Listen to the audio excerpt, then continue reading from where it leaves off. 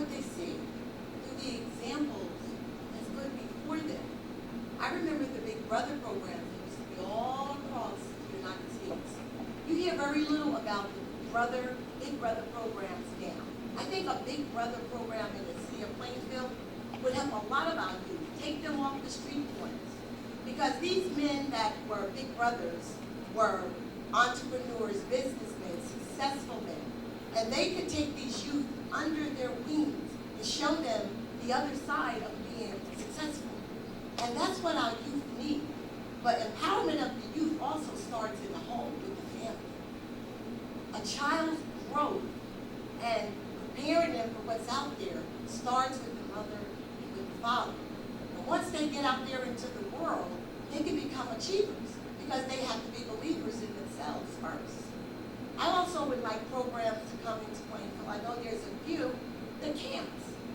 The older children, or young adults I should call them, can be over these programs and they can be achievers. In my business, I'm forever telling a youngster how you can become an entrepreneur. You gotta have a goal. You gotta know what it takes. You gotta know how to reach for what it is that you want. And these young adults have an ear if we as the older adults would speak to them. That's my suggestion.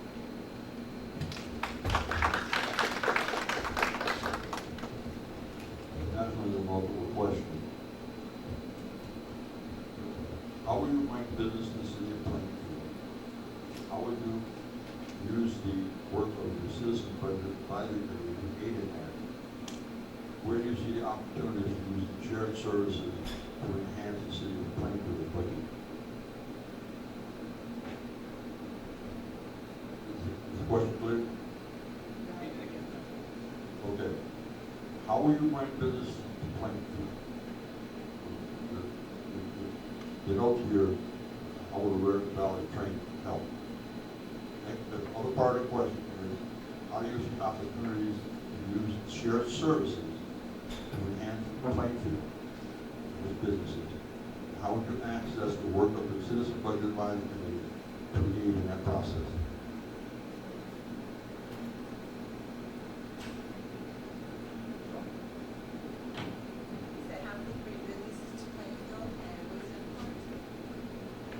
How would you use shared services to enhance the budget businesses in Plainfield? And the last part of the question was, how will you use the work of the Citizen Budget Advisory Committee to enhance that process? First of all, we have to find companies that find an interest in Plainfield to bring businesses back in Plainfield. The advisory committee, I would want to know to go out and find out why so many businesses that we once had in Plainfield are no longer in Plainfield.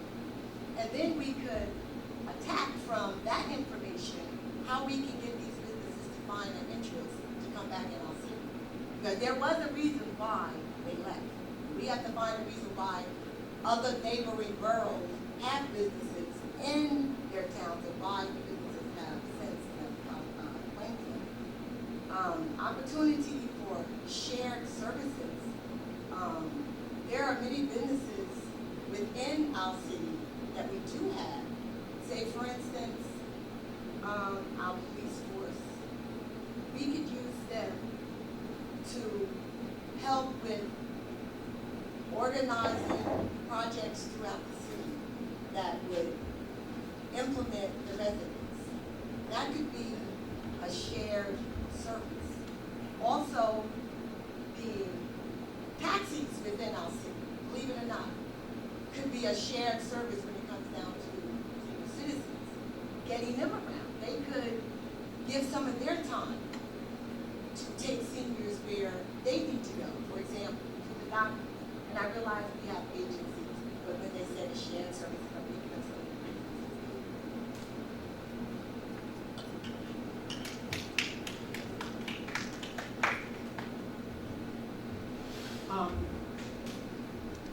I think businesses has to first be a priority of everybody. Economic development in terms of downtown and the city of Plainfield. And that focus needs to not only be with the mayor and the council, but with the citizens. And I think that one of the issues of shared services is a great idea, but it becomes rather political depending on what town you live in and how you're sharing the services. However, with that being said, though, I think that's a great concept. And presently, the council is looking at the PMUA and what they're doing. One of the issues with PMUA is that they were supposed to do shared services so that we could reduce the rates for the city residents. And we are evaluating what's going on at PMUA right now. And I know there is going to be some sort of report from the state. But shared services at PMUA, I think they are addressing that and trying to provide that with other municipalities, Roselle and a couple other places, I believe, that they are looking into that. So that I do believe that would be something that we could do, and think that they're doing that as well, or attempting to do it in PMUA. And lastly, we do have things already in place. We have a special improvement district. I serve on the SID, Special Improvement District. Some of us don't even know that they get special money to begin to improve the particular areas in downtown.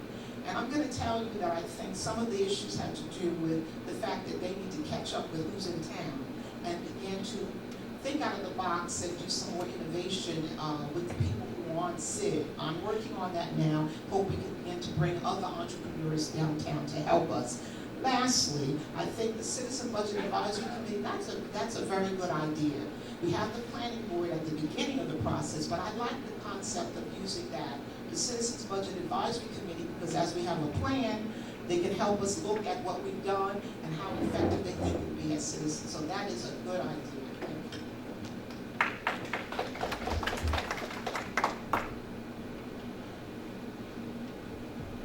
Shared services is a great idea, a great concept, great practice. However, when it comes to implementation, it's a great big football. Followed it, researched on it. It always becomes who's going to be in charge, which city is going to be the alpha of the two or three cities that join together. And ultimately, they all fall apart. They go back to doing what they're doing. So it's great to talk about, but in terms of putting it into practice, it's a nightmare.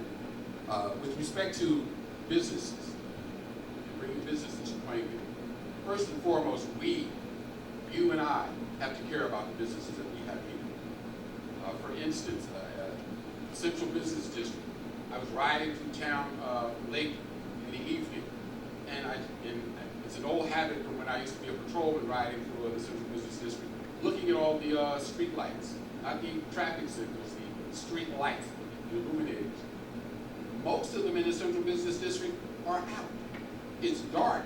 Now, it's summertime, so it's going to be after 9 o'clock before it really gets dark out there. But in the wintertime, 4 or 5 o'clock, Central Business District, the lights are out. A lot of them.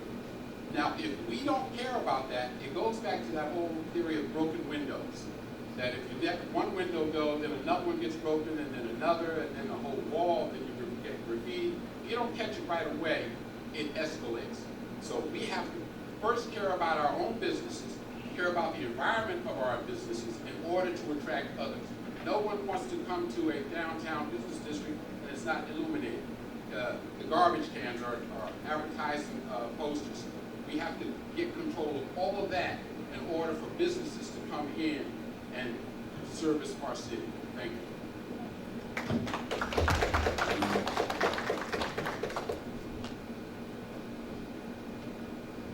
As a former planning board member, I have seen businesses come in and I've seen complaints.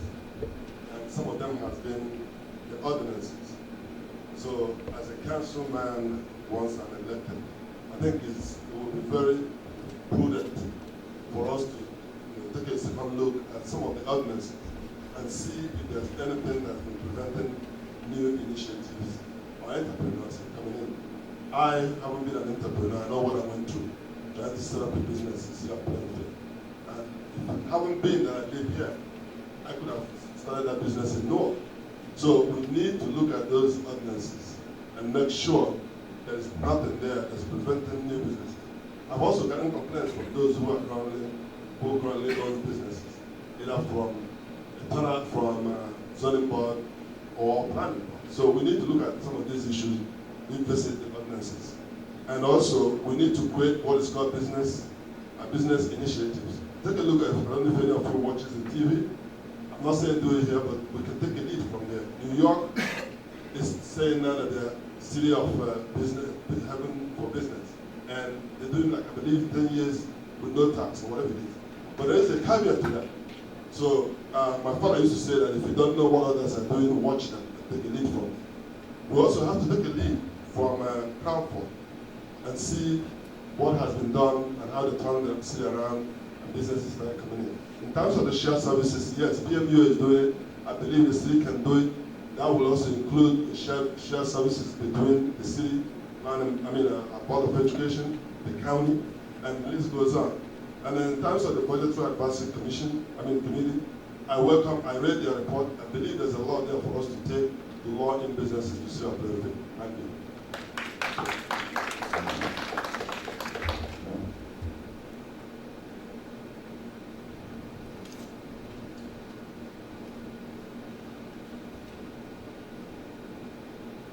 When I was on the Board of Education, we had shared services.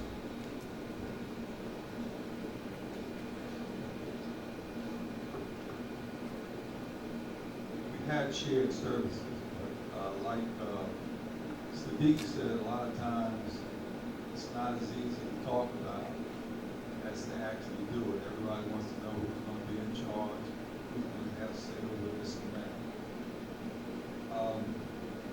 The budget advisory, I think we should continue to use them as they're now being used. I think they gave some very good advice, much better than I thought. The key to everything is respect one another. Can I talk about jobs a little bit? Is jobs? I had talked with Deputy City Administrator on Economic Development, and on Park Avenue, we could get a supermarket that would create jobs. And I'm talking about a good supermarket, like Trader Joe's.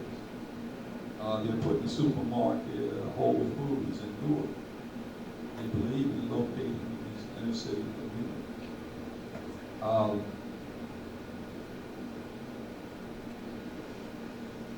I've also discussed with Mr. Sanchez a flea market on Grand Avenue and 3rd Street.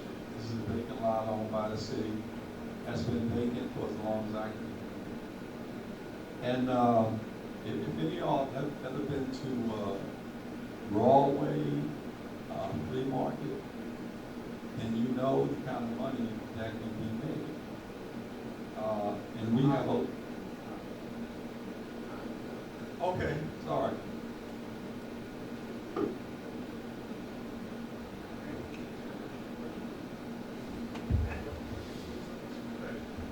Last question,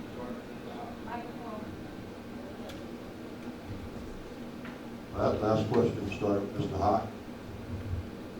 What are your proposals for Muhlenberg site? Travel problems that currently exist for residents?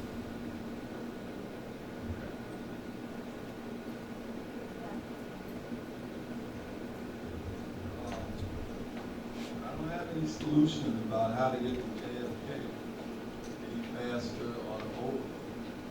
And the other part of that question, I certainly don't think it would be appropriate to have a parking. That would change the nature of the neighborhood, and that's not.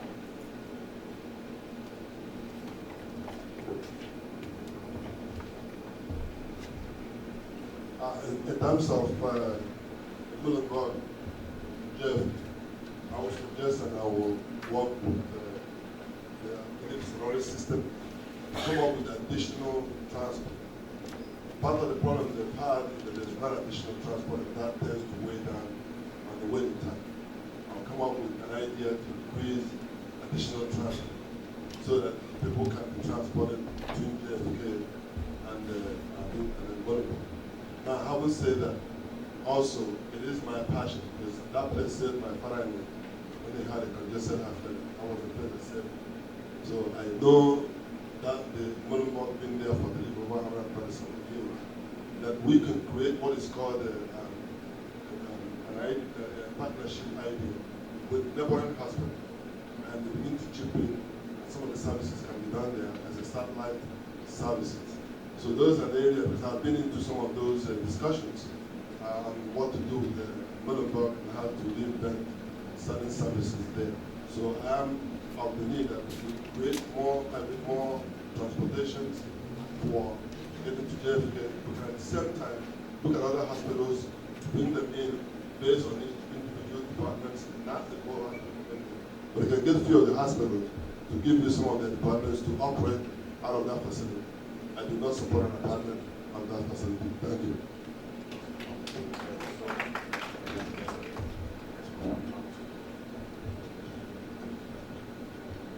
As I said on my website, I'm against 600 plus apartments in the Middleburg site. I am for a medical facility on that site. Tearing down the old building is an economical thing to do, but it needs to be replaced by an acute care system where there's short-term residential care, emergency services. To go to JFK, and when they talk about it, they say, well, it's only 5 miles away. That's 5 miles if you're a bird and you fly straight. It's actually closer to 8 miles to get there in a circuitous route, and one of those routes is along Inman Avenue across a busy railroad track. If the freight train is going, and it's not a short one, you're going to sit there for 5 to 10 minutes. Now think about that. There you are in a rescue squad that came 20 minutes after the call because it's out at Muhlenberg or JFK or Robert Wood Johnson or Overlook transporting somebody from Plainfield and still got to get back here. Then it does some quick triage to you on the spot, loads you up, takes you out to JFK, and oops, there's that freight train. Now you're a senior. We've been talking about what we've been doing for the seniors, and I told you health is one of the major issues for seniors. Now our seniors have to travel all over the place to get good quality health care. And they've got to leave town to get it done. I think it ought to be right here in town. Short-term residential, it's been already proposed. Muhlenberg, I should say Solaris and JFK, whether they're going to abide by the citizens' wishes or not, that's for us to decide as we move along. That pretty much answers that. Thank you. In the third ward, of which I am the councilperson, the Muhlenberg situation has been a political football. I served on the initial committee with JFK as to what they were going to do with that site. I want to say, I report again, that the 600 apartments has been taken off the table. So we can stop using that as a political football. There are no more 600 apartment ideas for that site. But I did say to JFK when I was working with them that the health services is really, it has to be the main reason for why we're going to expand or do something with that site. And I also think education, partnering with the school system in reference to the nursing or health program is another way we can provide some support. And lastly, with reference to the seniors and the transportation issue, once we get finished with this election situation and we win, as this third ward councilperson, that's a priority for me to continue working with Muhlenberg, the JFK, and the administration and council for us to begin to actually come up with some concrete ways that we're going to service people in the third ward and within the city of Plainfield as it relates to health services for that site. And also the transportation issue. Lastly, what I did say to them is that the committee that started, we need to continue working with them so that other issues like treatment issues that I have had from a personal experience when my husband was there and how they treat us when we go to JFK is another issue now that they're going to be responsible for the Muhlenberg site, we need to have an advisory committee that's ongoing, that can continue with the dialogue back and forth as we develop this site in the interests of our citizens in Plainfield.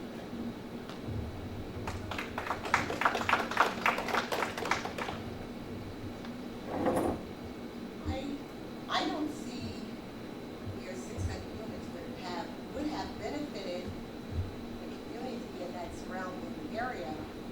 However, Muhlenberg to me it's a landmark. It's a part of the history of Plainfield. The majority of us that live in the city of Plainfield was born there. If you wasn't born there, you worked there. If you didn't work there, you know someone that was born there or did work there. It's unfortunate that the surrounding boroughs, the surrounding towns that utilize Muhlenberg, North Plainfield, South Plainfield, Greenbrook, and the like, it's unfortunate that they couldn't have gotten together before the hospital was closed and considered every city putting in their part to keep Muhlenberg open. Now that it's closed, JFK has to figure out a way to put something in Plainfield that's going to benefit our citizens. Otherwise, you're going to have this gridlock, overlook, going out to JFK, and as it has been said, the time factor to get there is going to become a burden. So I would like to see the Muhlenberg site used for something else other than the proposed 600 units. And we do need a medical facility that's going to benefit our citizens. Not enough, make it a museum, that makes South Carolina. But it has a history all of its own. Okay, we have the 1 minute closing. 3 minutes? I'm sorry. Mr. Hahn, it starts with you. 3 minutes, summation of your candidacy.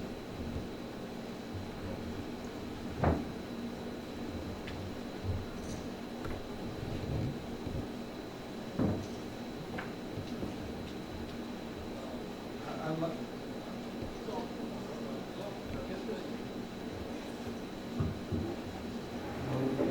there's one thing I've got to say. We were talking, and it's not actually going. Always, as a council, as Bad night. bad night. Okay. I've asked the council on numerous occasions to please pass an ordinance that would get the young people to pull their pants up. I think it's indecent exposure. I don't believe in this freedom of speech. If you're going to walk around indecently exposed, the police should be able to say, you got to pull them up. I have a very short closing statement. I would like to serve on the council in order to try and implement the ideas I have and to bring better government to Plainfield.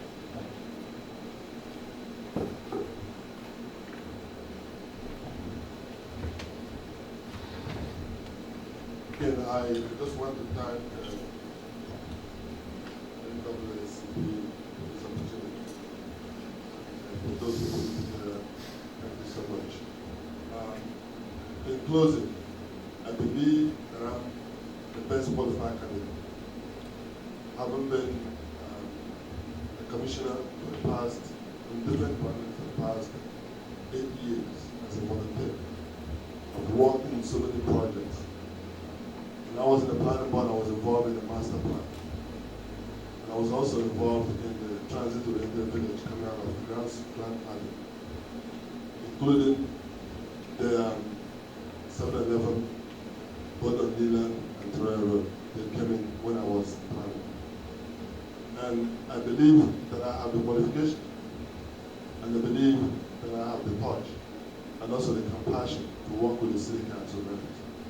It is not, as I said before, if there is a gridlock, I guarantee you nothing will be done, because there will be no relationship among the council. So, having said that, I will bring these issues that I've just listed, and some of them are also on my website, trying to resolve and bring quality of life to the people of Plainfield. I have 4 children, and if I said I'm blessed, I think I'm right. But I put a lot of work on them. I have a 25, 22, 20, and 17. And each one of them have done excellently very well for this city. They brought this city, they were born here. They have brought happiness to this city in terms of sports, in terms of academic. And I thank David Dow that is helping my son now to come up with 4-point in biology chemistry. At the age of, today, he's a master's from Mahal in Tennessee, and a second-year medical student. So we have put a lot of effort to this case, and I believe my wife being a special education and myself being a science person will bring a lot to the table. As also a family man and a married person. I'm married for the last 26 years, and we've done things together. For anybody to do anything within the family, you must know the fabrics of the family. So I bring these qualities and also bring the purpose of the sense of purpose. Because I came into this country with a sense of purpose. And I came in here with a mission, and I have a mission accomplished. And when I come to the council, I will bring mission and vision, and I guarantee you to accomplish. God bless all of you.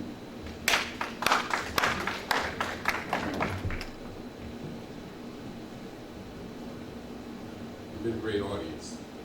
I want to thank you all for this opportunity to share thoughts, answer questions, and begin talking about solutions. We shouldn't be divided. It takes all of us working together to build a community.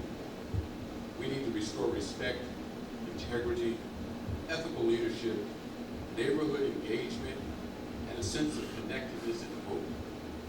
As a member of your city council, I will put Plainfield first and move us forward. With 30 years extensive first-hand experience on both the prevention and intervention sides, I take commitment, accountability, responsibility, and efficiency seriously. I take my home, my family, my duties seriously. My community, my city, the life and success of each and every one of you seriously. Take your time seriously. Your families, friends, jobs, schools, safety, homes. Take it seriously. Take your votes on June 3rd seriously, because only you have power inside that booth, no one else. I will be on your ballot in position F7, ready to work with you and for you. Again, my name is Sadiq El-Amin, your candidate for First Ward City Council. Together we can share and partner in the vision of a Plainfield for tomorrow. Thank you.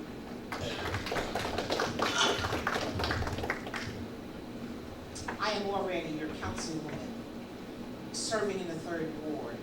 Already I know I've made a difference. I speak out and stand up for people, and I do stand up against undue City Hall spending to stabilize our taxes. I'm serving presently on the Administration and Finance Committee, and I do know how to balance a budget from my many years of experience as an administrator. I'm working with the city administration to increase tax rates and inclusive economic development. And I serve as a liaison for our special improvement district called SID. I have a track record in working with partnerships in our city, 30 years of public service, starting as a citizen, as a professional educator in Plainfield, and of course, yes, when I served with my husband as mayor and first lady of this great city. Additionally, I have 35 years in education, and I even now serve as your liaison to the Plainfield Board of Ed, and also working to expand Union County Community College and increase our opportunities for our students here in the city of Plainfield. And I proudly add that the campus of Union County College was started by the late Mayor Rick Taylor, and I was there with him. Now, lastly, what really disturbs me and what really encourages me is that even as a licensed clergy and person of faith in our city, I am very concerned that we begin to deal with our image and restore and rebrand for what we call as the beloved city of Plainfield. I am in a good position to do that as your council person. I'm presently working with Union County officials, our neighborhood associations. We need to upgrade and build our county parks and the parks here in Plainfield. I know, and I'm in the heat of the battle right now, but I'm positive and encouraged that we can do this. And we are in a good position, not only in Plainfield, but to cooperate and look at the big picture, see what's going on in terms of working with our county officials. Yes, working with the county people who run the county of Union. Also, yes, our state assemblyman Green and John Bramnick, who's formerly from Plainfield, so that we can do everything we can to make Plainfield a priority. Please vote for me, Gloria Taylor, as your third ward councilwoman, and let me go to work and finish this job that we've attempted to start. One voice, united in service to educate, empower, and expand our community.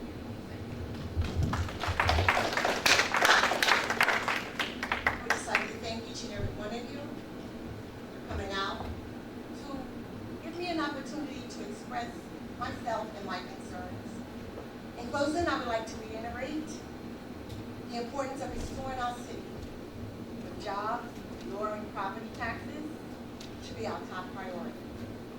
In order for our city to be inviting to others, we must upscale our downtown along with North and South Avenue.